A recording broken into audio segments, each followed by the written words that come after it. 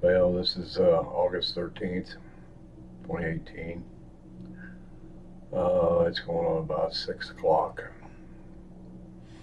I didn't get woke up this morning at 3:30 like I normally was by the Holy Spirit, so uh, I have no clarities or epiphanies or anything like that today that I've had to deal with. It's just been, I woke up, uh, got up, sat here, and was doing some thinking, just sort of evaluating with no specific target on what's been going on in the last few years, since last October. The trauma, the whole, everything just went nuclear. I don't know. I still have not heard anything from my wife. She won't talk to me. Uh, Mediator or anything else, she won't talk to me.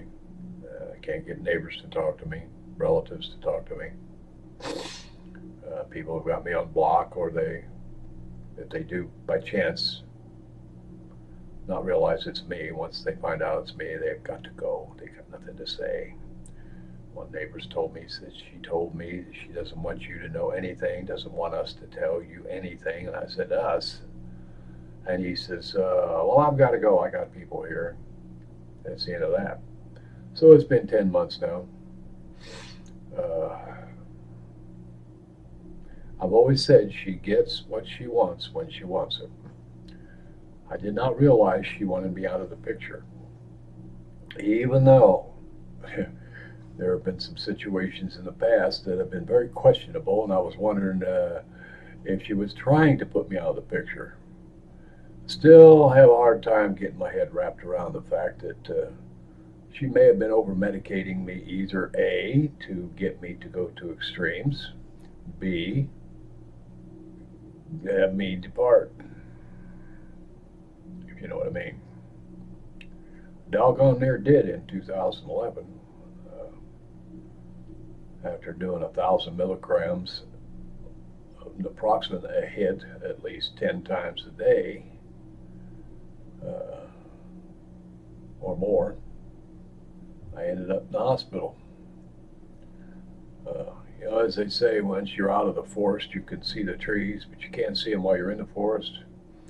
Well, since I've been out since last October and worked my way through the whole trauma of the situation, and finally we got to a point where I was able to think.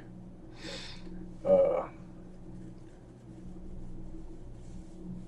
I've seen the trees, and them trees have been bad in that forest for a long time, and I just did not realize it. It's a very diseased forest, and I'm glad to be out of it. It's a very sick forest, and I'm glad to be out of it. Very disturbed forest, and I'm glad to be out of it.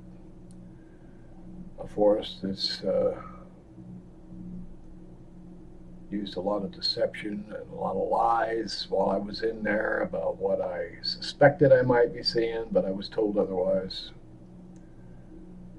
I was pretty much blinded by the fact that I loved that person in that forest and didn't know that they were concealing so much from me. I'm not a psychiatrist. I'm not a psychotherapist, although at times I think I was playing the role of a psychotherapist because when you upset me and you disturb me, I'm the guy that, if you want to go outside, let's go outside. And then I'll try to talk to the guy, which is a mistake. But, I try to talk to the guy. Try to logic and reason with him. I said, hey, look, I don't know if you got me mixed up with somebody else, but I got nothing against you. I got no reason to go head to head with you. And try to talk him out of it. I'm not one that's going to throw the first punch, let's put it that way. But she didn't seem to understand that. She wanted me to throw the first punch, and I just wouldn't do it. My idea of when I get angry, upset, mad, is I sit down and say, okay, I'm mad at what you did, or I'm upset about what you didn't do. Let's talk about it. Let's reason one with another. Let's sort this out and see where we can go with this. I don't feel that there is a point in having, a scorched earth policy over something. Let's find out what's going on. Let's not destroy everything. Let's find out what's going on. Work it out. We got something going on in this computer this morning, and I don't know if I like it or not. I wouldn't be surprised. I had a virus attack me back in January, less than a month after I got it, and dang near wiped out everything. If I hadn't had the expertise that I got, I would have had nothing left on the computer, maybe not even a computer. Because there was a lot of evidence on this computer that I don't think she really wanted me to have, but she couldn't deny me the computer, so I think somebody did a job on it. But their little virus did not work. I say little, it was a hellacious Trojan's what it was. But I had installed a new virus protection, and if this was a timed virus or timed Trojan that was supposed to go off shortly after I got the computer, fortunately I had gotten a new virus protection put in that was a top grade, commercial grade, and it caught it. I was able to save 99% of what the heck. I mean, I almost lost the whole thing. Somebody had it programmed to want to open up her email. It kept popping up. Her email kept popping up, that I needed to, if I forgot the password, do this, do that, I didn't want her email. I had my own email that I was recovering. I didn't want hers, but it kept, and it did that for months and months and months. I finally I think that was part of the virus. I finally was able to eliminate that last venue of that. But I don't know. Anyhow, like I said, it's been unbelievable. I've studied all about personality disorders and mental illness, what I suspect might be her problem, and she's behaving in the exact same way that the DSM whatever book says that people with those type of personality problems or disorders behave. She tells on herself. She's always told on herself, and if you had your ear tuned to it, you'd catch it. Well, I didn't catch it last October when I was negotiating with the bond and talking to her on the phone in a conference about arranging bail. She said at the end of the conversation, before I was taken offline, that this is just like it was with him 37 years ago. She's referencing her ex-husband, whom she walked out on because she had bills she had been stealing from him. She had a guarantee that was about to come down on him. She was paranoid, scared to death of him. She walked out on 4 children and him, a family, and never looked back. And managed to convince me that there was reason to fear him, and to try to go for custody of the kids in a divorce or anything would be killing her kids, because he said he would kill them. She even entertained the idea of possibly us killing him. And I says, wait a minute, wait a minute, we're not going there, She's, well, it's not like we'd have to shoot him or anything, but we can cause him enough stress, because the doctor said that his health condition was so bad that if he was under any kind of stress at all, it could kill him. So maybe he'd have a coronary heart attack and he would die. So maybe we can put some more stress on him and push him to that point. I said, if he hasn't already dropped dead from what you just put him through, walking out on him and the kids, and no contact for 6 months now, you haven't had any contact with him? I don't think putting any more stress on him right now is going to do any good. Plus, he's probably got the support of your family, which you obviously don't have. You need to reestablish contact with your father, with your family. She didn't want to contact him. She hadn't talked to him in 3 years, blah, blah, blah, blah. Anyhow, when she said it's just like it was with him 37 years ago, I heard it, but the trauma and my health condition at the time, the pain that I was in, it was hard for me to focus on anything.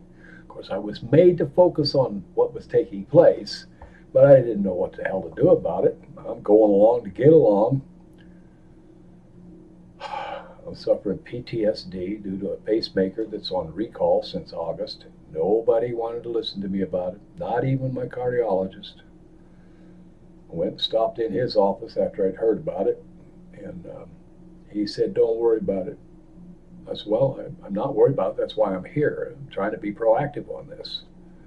He says, "Well, if you get to feeling bad, I'll go to the emergency room at the hospital."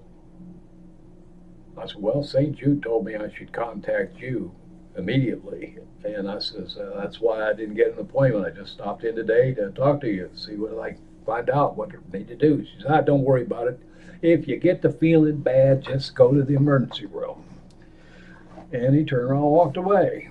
Well, that didn't help my PTSD about my pacemaker. It still was, I've been having a hard time getting my head around the fact I was running on batteries for about 7 years anyhow. Then the recall, oh my God.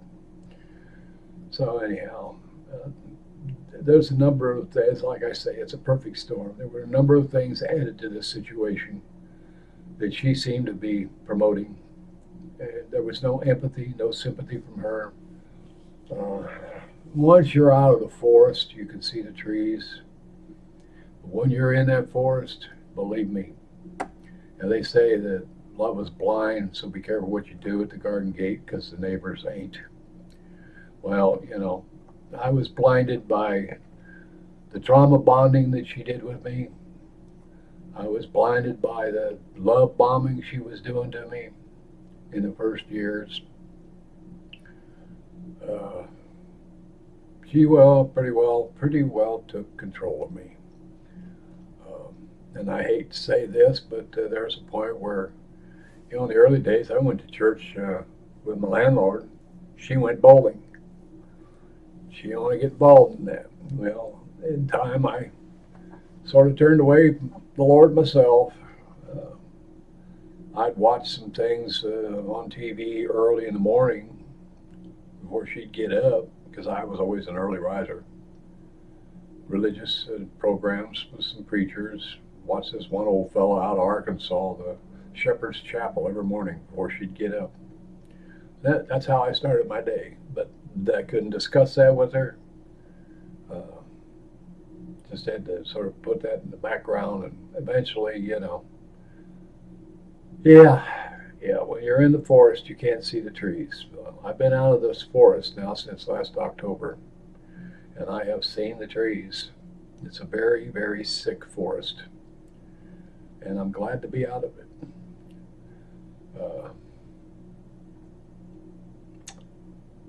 It's very disheartening to realize that you've spent 37 years of your life caring for a person, loving a person, overlooking the shortcomings of the person because you love them. We built a business together.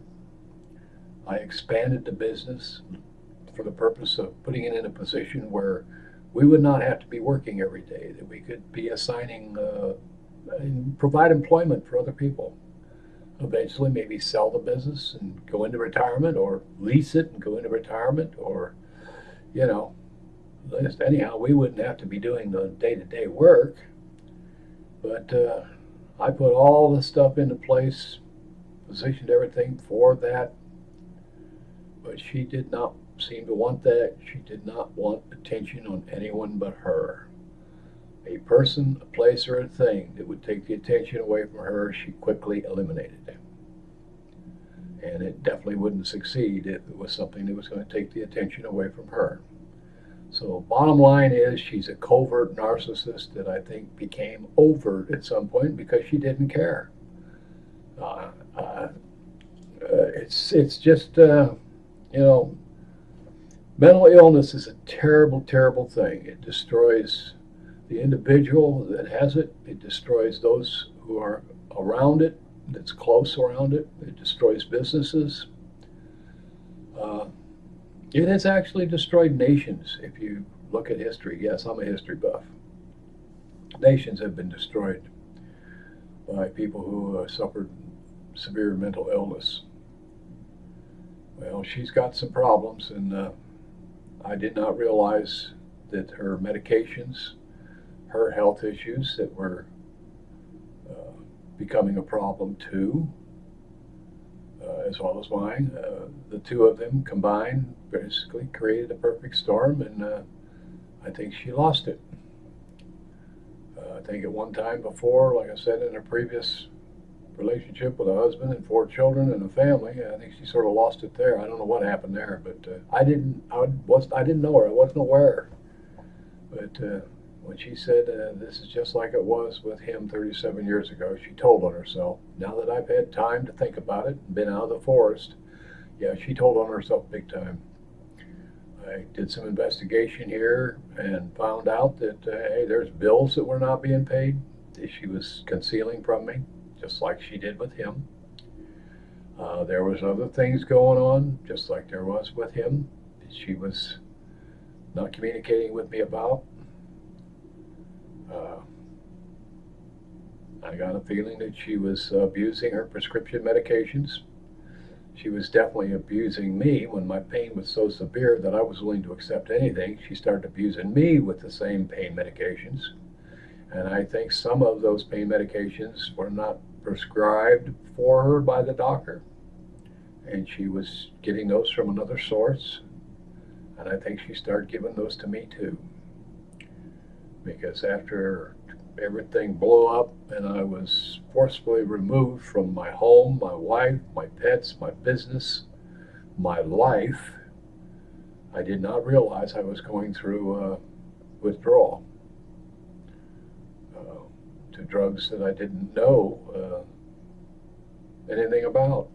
I didn't know I was addicted to anything. I didn't know it was, I'm not going to say I was psychologically addicted, but I think I was physically addicted.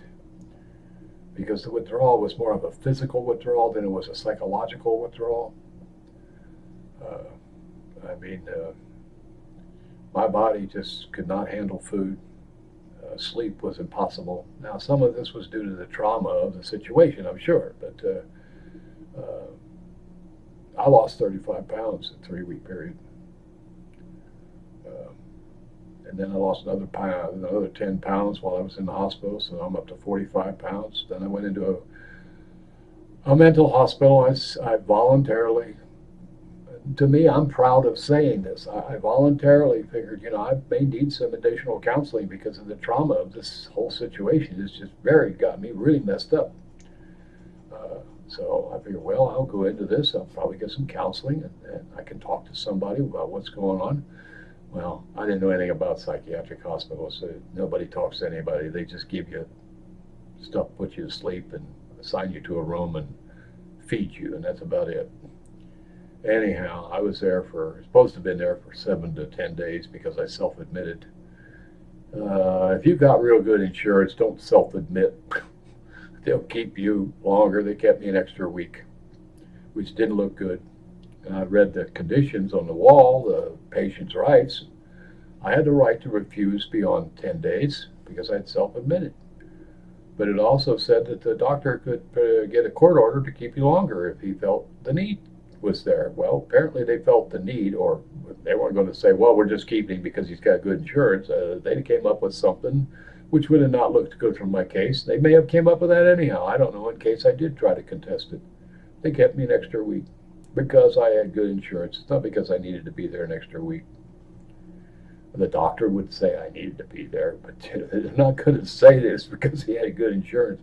I've seen roommates come and go in 3-4 day period that had no insurance that I think should have been kept. As far as counseling is concerned, I've seen the doctor once in my admission. In my admission, I see. Never talked to him again. Oh, they would be passing me in the hallway. How you doing? How you doing? But he never sat down with me and talked with me. He didn't sit down and talk with me when I was being discharged either. They were just relying on what the nurse's notes were. And the nurse's notes in the first few days there said that I was not sleeping well, so they prescribed a medication for me. thank God I had the roommate I did, whose wife was a nurse. He was a young man in his early 30s. He'd had a stroke, and they had said he couldn't walk about a year before, but he showed them wrong. He's a stubborn old boy. And he told me to be careful about this particular drug if they try to give that to you because you're not sleeping. I said, what's that? He told me the name of it. He says, be careful taking that because they're not supposed to give that to somebody over 60, and you're obviously over 60, right? I said, yeah, I'm 70. He said, oh, you don't want to be taking that. I said, why? He said, it can cause strokes in elderly people. He says, and I take it.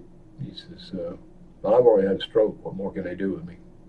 He says, but I'm only 32. But it says specifically, my wife told me, she says, they're not supposed to give that to anybody over 60 because it can cause you to have a stroke. Well, I wasn't there 4 days. Now, my normal hours of getting up was at 4 o'clock every morning. Anyhow, I'd been doing that for decades. Well, I'd wake up. I'd go out to see if there was coffee ready, something like that. They'd say, no, you need to go back to your room. The nurses didn't like you coming out of that room before 6 o'clock. There was no restriction that said you had to stay in there, but they said, next thing I know, they're prescribing this drug for me. And they started increasing it daily. Now, I don't know what it was up to, 80 milligrams, something like that. The kid had left, the young man had left by the time they started prescribing. He was there 4 days, he was out. Anyhow, the Holy Spirit protected me from that drug. Otherwise, I wouldn't have a brain today. I'd probably be stroked out with my tongue hanging out of my mouth. Yeah, it's a perfect storm. It's a great life if you don't weaken. Ignorance is bliss, but ignorance can kill you. And I was pretty damn ignorant when I was in that forest. I did not know what was going on. But since I've been out of it, it has become obvious to me that the mental disorder that she's got is not above or beyond suicide or homicide. Because I checked into a psychiatric hospital, what I'm about to say just makes me sound crazy. I would probably sound crazy if I hadn't checked in. People would think, well, he probably needs to go to a psych ward. No, I think she tried to kill me several times. She tried to put me in positions where I could be killed several times. Stood before her ex-husband on a couple occasions while he held a gun on me. And he would have been in with his rights probably to have shot me and could have claimed a number of different excuses for shooting me. And it had been, I was going to say it would be his word against mine, but unless I lived, it would be his word against mine. But yeah, it's crazy.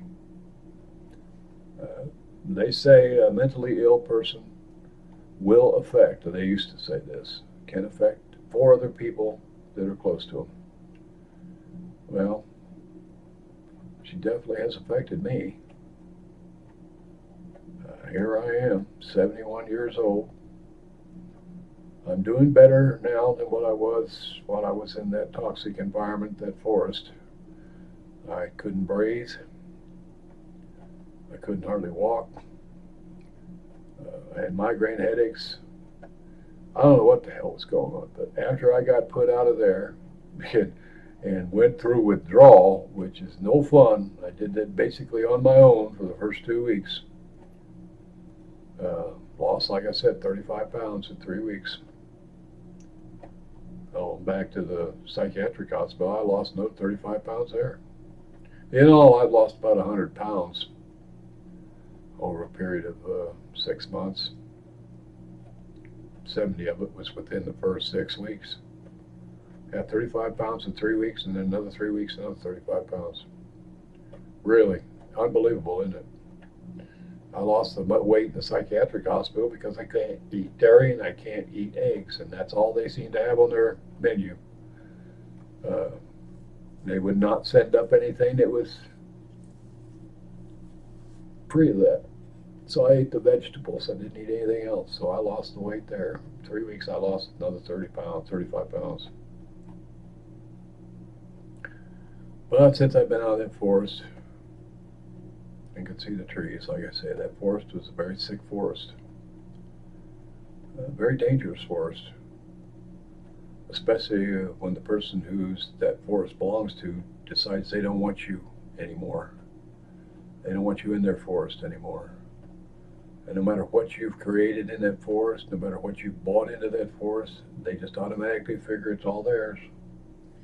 They just don't want you there anymore. So she went to extremes and got me put out by force, removed. Haven't spoken to her since.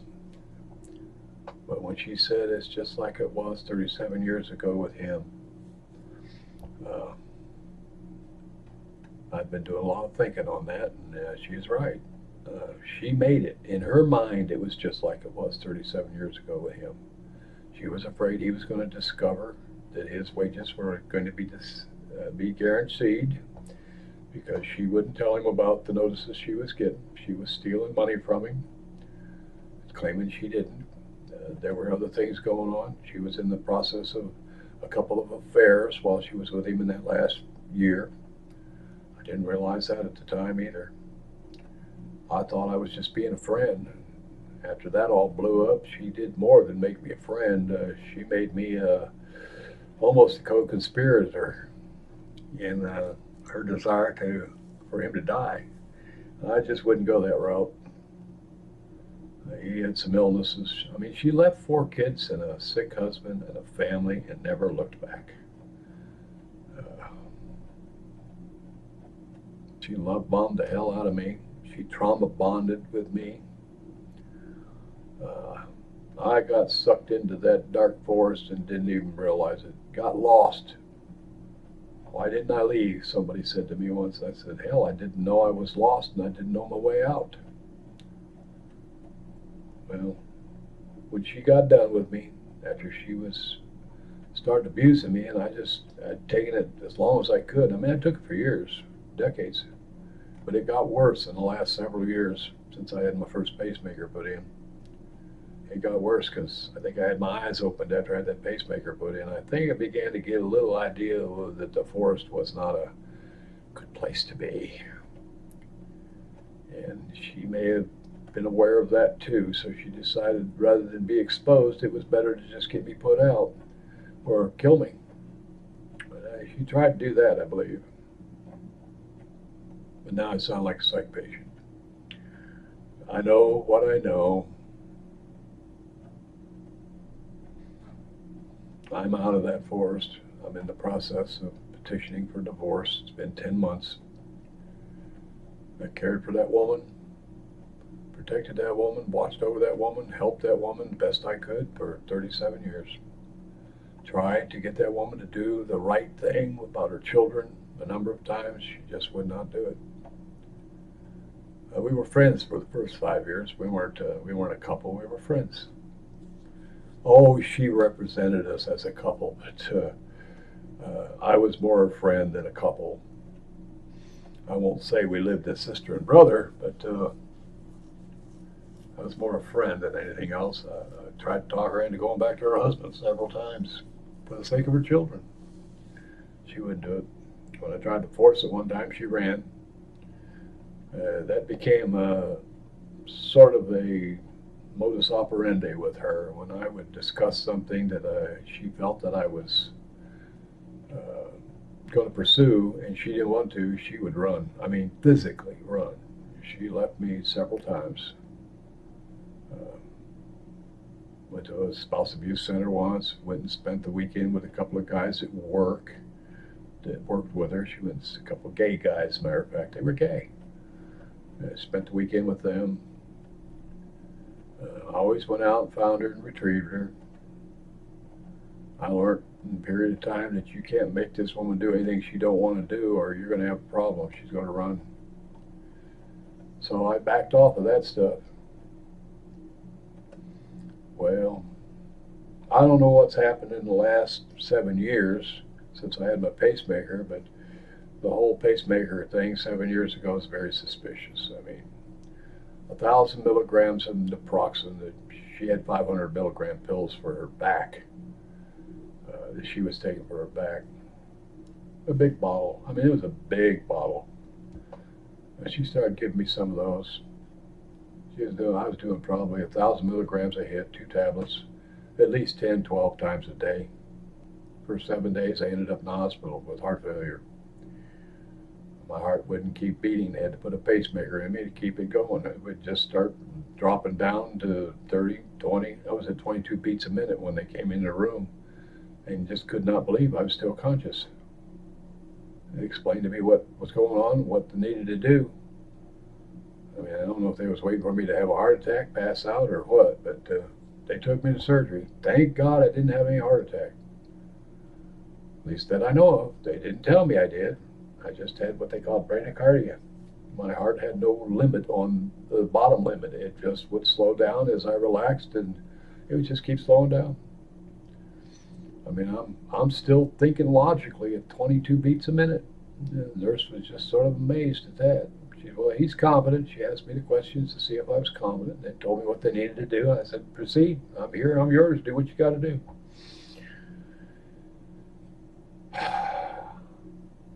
Quite a story that after I got out, I had what they called anesthesia amnesia. I mean, I'd been exposed to things that pretty well, I didn't have a great deal of memory about the past for probably about 6 months. Then the past came in again, and I started remembering things, remembering what had happened, and then I realized that something's not right here. My health went all to hell again. They call this Munchausen's or something. I'm wondering if my health wasn't directly related to something that she was giving me. I know she was giving me the naproxen. I did that willingly because the pain was so bad. And it got worse, it seemed like, as she gave me more of it. But I don't know what else she might have been doing, because my health in this last year before all this blew up went all to hell. I couldn't hardly walk. About a year and a half. I was doing all I could to work. I worked in 2016. That's the last year I really worked. And that year I was sort of covering for her because she had back problems, was taking this naproxen. Every once in a while she'd give me, say, here, take one of these, this will help you, because I'd get sore, you know. I'd have a little bit of pain for no reason, a little bit of neuropathy in my feet, but I was managing to groom dogs and take care of business for that year, 2016. I found out, though, that even though she told me, take the whole income this year, it'll help your Social Security.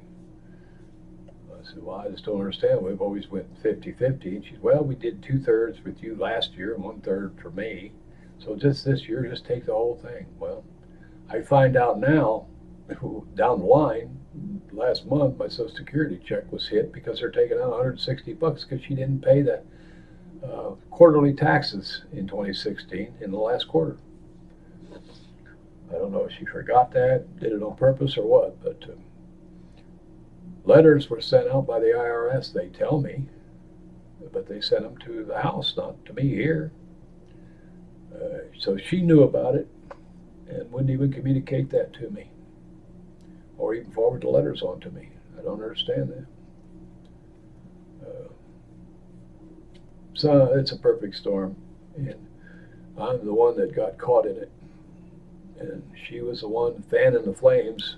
Perfect fire, storm, whatever. I don't know how much further I want to go with this, but been doing a lot of thinking. I have petitioned for a divorce. I have found out a bunch of stuff that tells me, yes, it's actually worse than what it was with him at 20. Him 37 years ago. It's a lot worse than that, I think. Of course, I don't know the whole story then. I know what she told me. There may have been a lot more that I never heard. But I think it's worse than that because she didn't pay on a credit card, $21,000 balance credit card that's hers. I didn't even really know she had that until I did a credit check. I found that out afterwards, after I was put out. I didn't know it while I was there. I didn't know that she hadn't paid the taxes. All this stuff I found out through the internet, through research, since I've been put out. And that tells me that in her mind that was a whole lot worse. She wanted me out because she was probably frightened to death. If I would find out this stuff, she probably did. In her mind, she probably imagined all kinds of crazy things that she would, in her mind, think that I would do, not due to my reputation, but due to her own mind. I mean, her own mind is the sick thing. I don't behave in that manner. I'm the guy that if I came home and caught my wife in the bedroom with the neighbor, I would probably just turn and walk out and send him a card and say, "Good luck, she's yours. I'm out of here," and I'd be pursuing a divorce as fast as I could. I'm not the guy that's going to go over and pick up the gun that's leaning against the wall and shoot the bastard. No, I'm not that kind of guy. I just turn and walk out. Now, if this guy came in and was threatening my wife's life and my life, I would defend her life and my life with everything I've got. If it meant kill him, I'd kill him, you know. But I'm not that kind of guy. I mean, if you're going to do me wrong, then I just say, hey, you know, what you do unto me, the least of these, because I am the least, you do unto him. When you rob me, you rob God. When you disrespect me, you disrespect God. I'm not God, but that is who lives within me, is Jesus Christ. I'm not saying I don't get out there in front of him at times, but you know, what would Jesus do is usually my first question. And I try to respond that way. I mean, you can overcome your circumstances. I have overcome my circumstances several times in my life. And I'm going to overcome the circumstances of this also. But I don't overcome it by myself. I overcome it with the Lord's help and the Holy Spirit as my comforter. He gets me through this, like he's done it before in my life.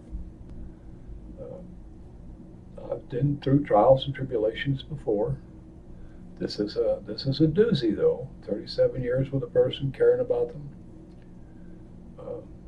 being manipulated by them, controlled by them. This is a doozy, but I'll overcome it too. So I just thought I'd make this quick little video. The Holy Spirit didn't wake me up this morning with any kind of epiphanies or clarities that I needed to meditate on or pray on. I just woke up normally and thought, well, yeah, I've been so used to doing this every morning. Well, not every morning. But yeah, I don't know what's going on with her. I still know nothing. Nobody will tell me anything. I just did not believe that a person could have that much control over everyone else. But she muzzled me for 8 months with a protective order. Couldn't talk to anybody, family members or other. I have no family, so I got a sister in Florida that she's pretty much turned me against too. That doesn't know me well. We haven't known each other at all for 50 years. We only started talking to each other about 17 years ago after my father died, because my mother was afraid I'd get her hooked up with our real father, and she didn't want that, so I never knew where she was until about 17 years ago. And it's been a fragile relationship where we talked on the phone. That's about the extent of it. Never got into anything controversial. Well, she's did my sister, and she did my estranged son, which is also a fragile relationship. He did drugs at one time, and his mind's, once you do certain types of drugs, it changes you, and you're never going to be the same. Well, that's what's happened to my wife, I think. I think her predisposition to be a narcissist, which isn't a bad thing. There are narcissists that are bad, that are, you know, pathological. But she was a narcissist in the beginning. She wanted attention. She enjoyed attention. She preferred to have attention on her than it being anywhere else. But something happened as she aged. I'm told as people age that's got mental health problems earlier in life that don't seem to be a problem, that aren't critical, that they can go critical when they get older. Well, hers has gone critical. There's no doubt about that in my mind at all.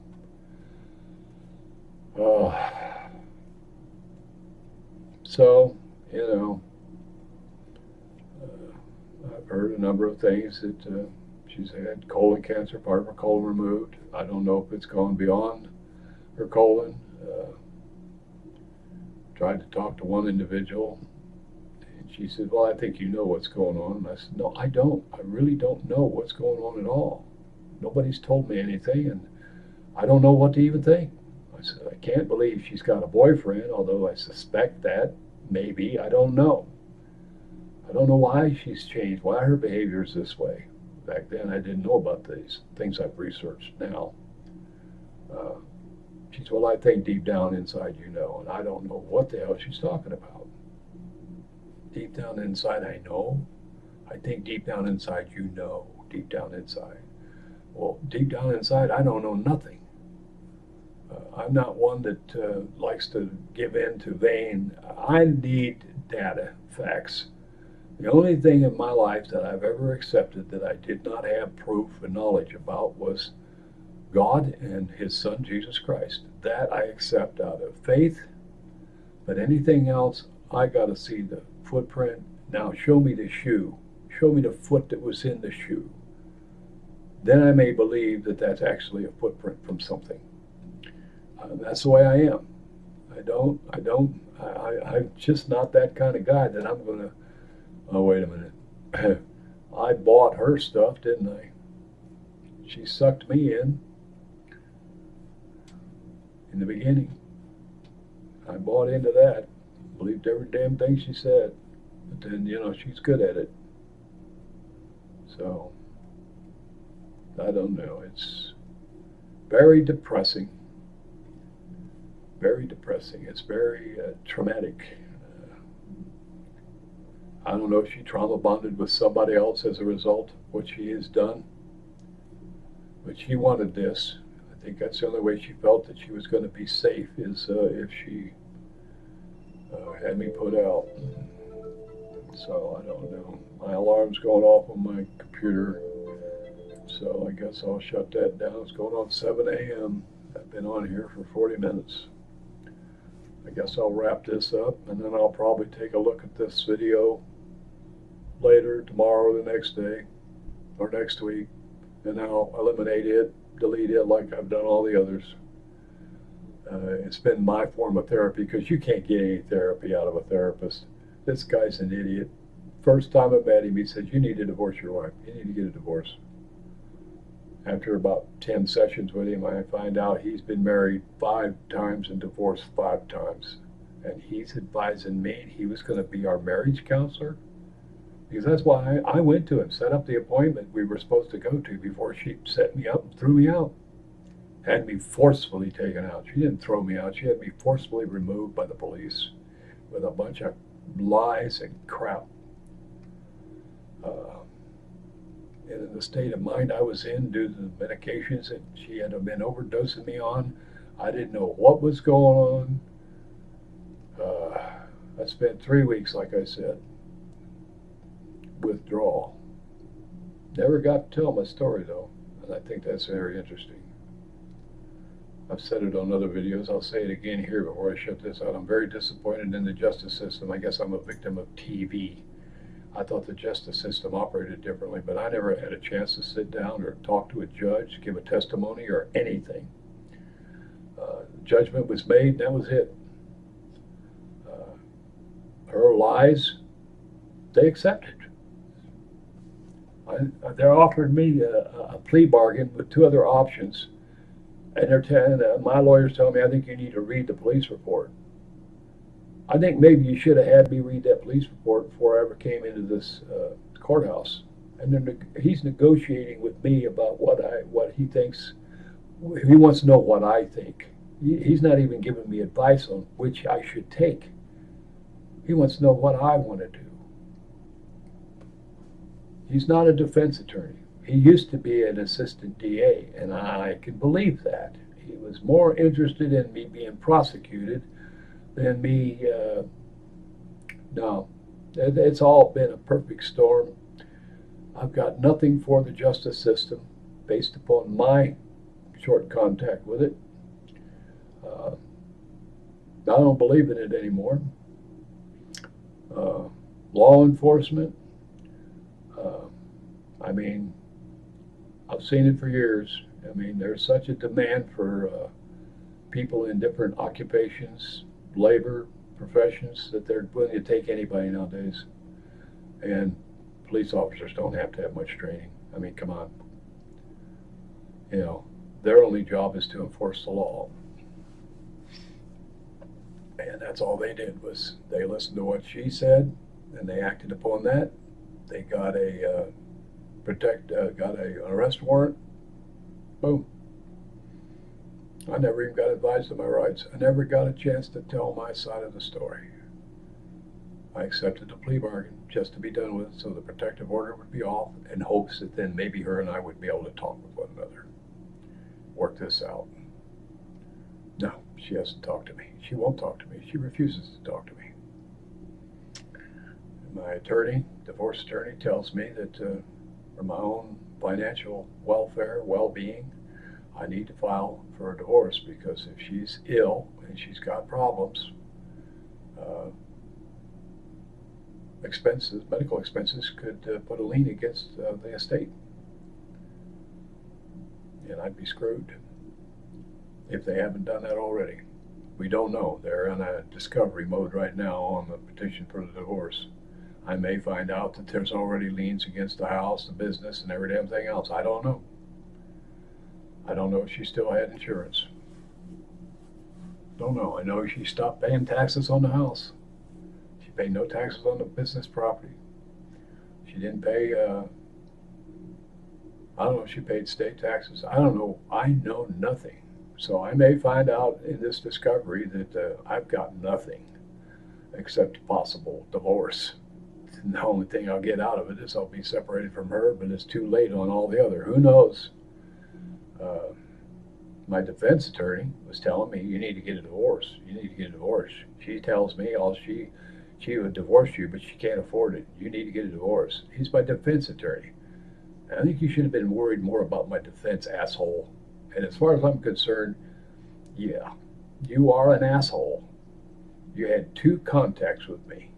The day I hired you, which was supposedly the free consultation that I paid you $1,500 down, and then I never heard from you again until the courthouse.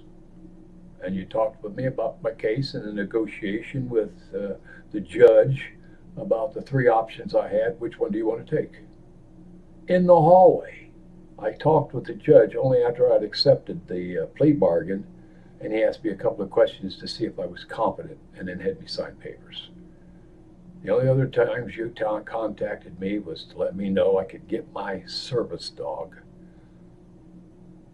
from the police department that would be at Chick-fil-A at a certain period of time, and I could pick up my service dog there. The other time I could pick up my flatbed trailer with the stuff the wife had loaded on there that she decided to give me, my computer and some clothes, that not much. And the computer was useless for months because I had no cords. She gave me no cables, no power cords, no nothing. So it was useless for months. Well, at least a month. My timelines are not really that well defined, and I hate to say that, but you as a defense attorney, you're an idiot. You need to go back to being a DA because you're more interested in having somebody prosecuted than defending somebody. Because I don't feel you gave me any defense at all. You seem to talk to my wife more than you did me, because you relate to me. Well, your wife was telling me, well, when the hell were you talking to her? You know, you're talking to my wife, or my wife's talking to you, but you sure as hell ain't talking to me. You tell me when to get my service dog. Tell me when to pick up my trailer with some of my stuff on it. And then the next thing, I'm in the courthouse, in the hallway, and you're telling me what the judge is offering. So as far as a defense attorney, you better not frickin' charge me another dime, because A, number one, I don't have it to give you. B, you can write it off. C, your defense ain't worth what I already paid you. And that's exactly the way I feel about it. So, don't feel sorry for your clients. Do your job, which obviously you don't know how to do. You learn about mental illness. Yeah. I'm 71 years old. Nah. I've seen the incompetence in the world. I've lived with it for a long time. And I don't really expect this divorce attorney to be any better. The things he has advised me to do, my God, I'd be dead if I'd have tried to do some of those things. Well, go up to the house and break in when she's not there and get your grooming equipment, your grooming tools that you need to make a living, and get your personal effects, your family pictures and stuff, and take the police with you and take a couple of people to help you because you probably need help carrying that stuff out with your back. Uh, Wait a minute. What do you know about my back? It's the neuropathy. You know, I mean, telling me to do something like that, and you don't know what the hell's going on with her. Thank God I didn't, because I started doing some investigation. I found out she got a license to carry or she applied for a license to carry back in December. I don't know if she got one, but she applied for a license to carry. She got herself a puppy Rottweiler back in December. That dog probably weighs 140 pounds by now. That's the last thing I want to do is break into my house with a 140-pound Rottweiler there when she's not there, that I'm sure is going to defend that property from somebody he doesn't even know, me, even though it's my house. Yeah, and if she was to show up, being she's applied for a license to carry, she may be carrying, and I don't think she'd be wanting to talk. It wouldn't matter if I had the police there or not. Yeah, and that's what my divorce attorney's telling me to do. Yeah, so I don't expect too much there either. You're supposed to have expectations and trust in the Lord. Well, I've always trusted in the Lord. I trust in the Lord that I've got salvation, that I will have eternal life. That's the only thing I can trust in.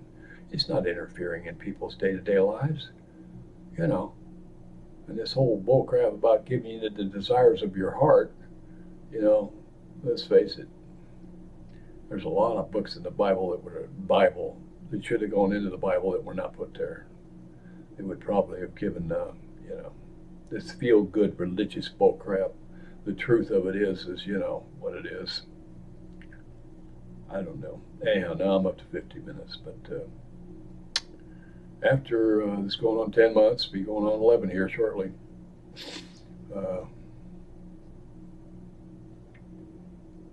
I still got a back problem. There are days I can't hardly get out of bed. I got to nurse it for a couple hours before I can even think of walking out of it.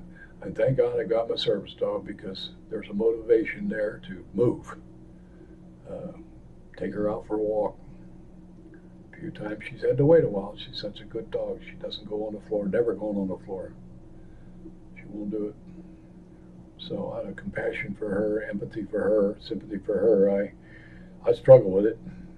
Even if I only take her outside the apartment here, just outside the door on a long leash so that she can go in the grass, and then I'll go out and clean it up, but she usually doesn't do number two until later on in the day. So by then, she's learned to condition her needs to my needs. The neuropathy in my feet, that's still walking on glass, not as bad as it was. The only thing really that has actually improved considerably is my ability to breathe. With the birds that she had in the house that give off a dust, a powder type dust, that you're not supposed to be breathing if you got any kind of respiratory problem. Well, I have COPD and asthma. And I don't know if it was induced, brought on by the birds, because I didn't have it before the birds.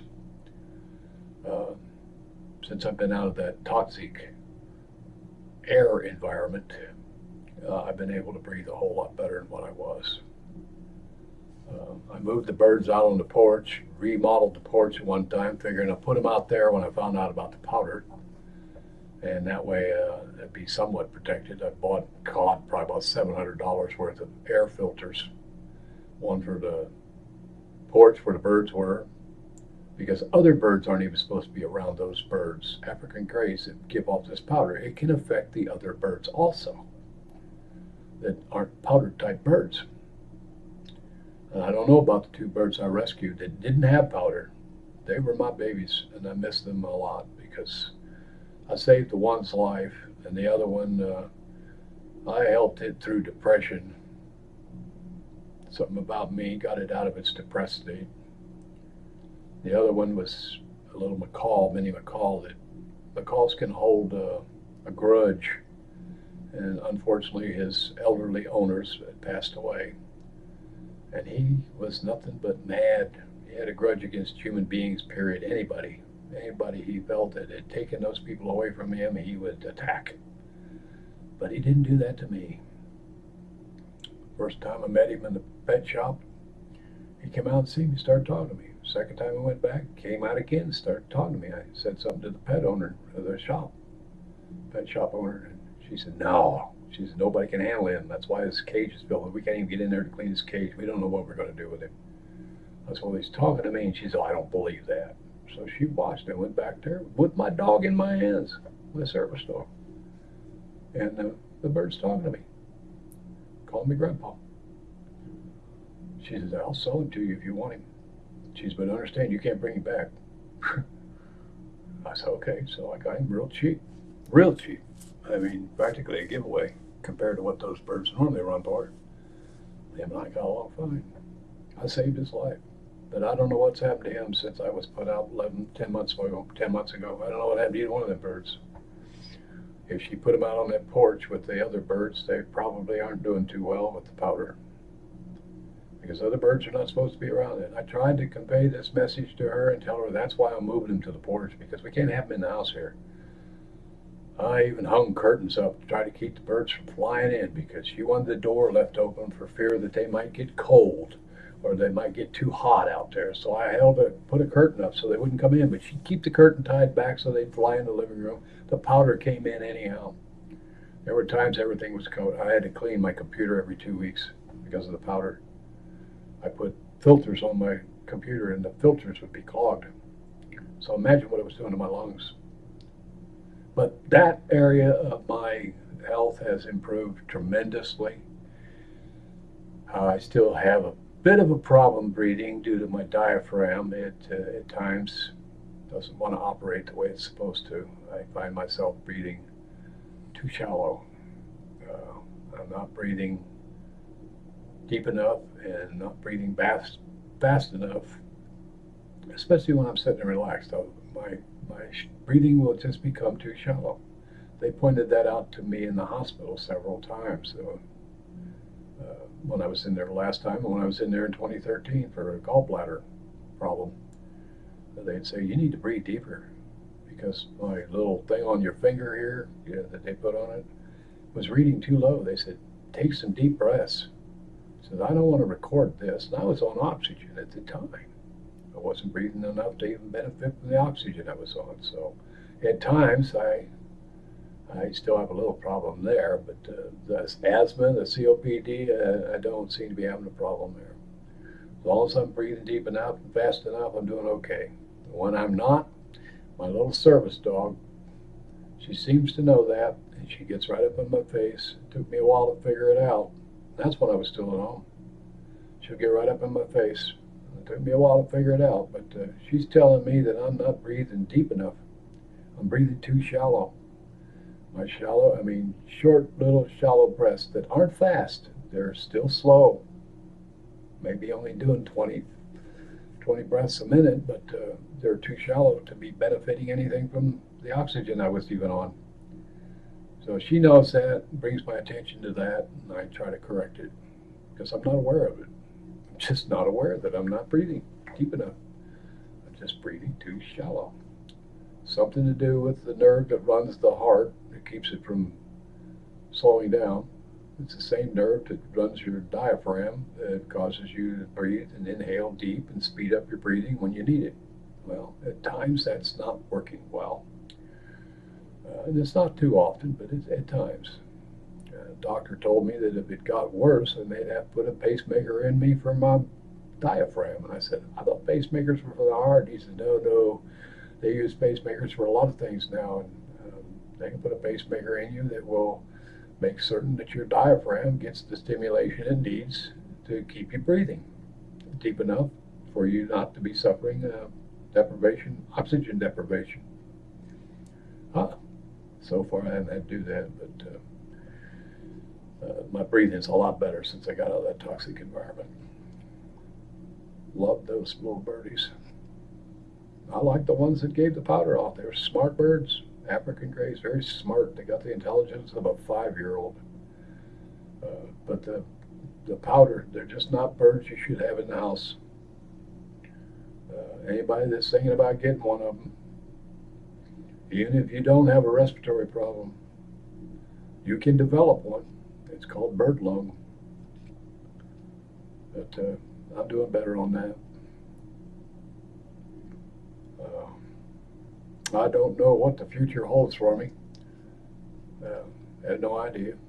But as long as my health sustains me and I am doing all right, better now than what I was. I was ready to die back then. I fully expected that I was going to die sitting in my chair in my recliner with my feet up due to my neuropathy. I fully expected that I would just go to sleep and not wake up. And I didn't care. I think she was thinking that too, because there were times I'd be dozing off and I would become aware that I wasn't alone, and I'd sort of open my eyes a little bit, and I could see in my peripheral vision she was standing just inside the door, inside the house, coming in from the shop, sort of peeking around the corner to see if I was asleep. I think she was afraid I might be dead. Because she told me one time, she said, well, when I go in and check on the birds in the morning, I do that to see who might be dead. When I look in the fish tanks, I'm checking to see who I need to remove that may have died during the night. I said, my God, that's what you do?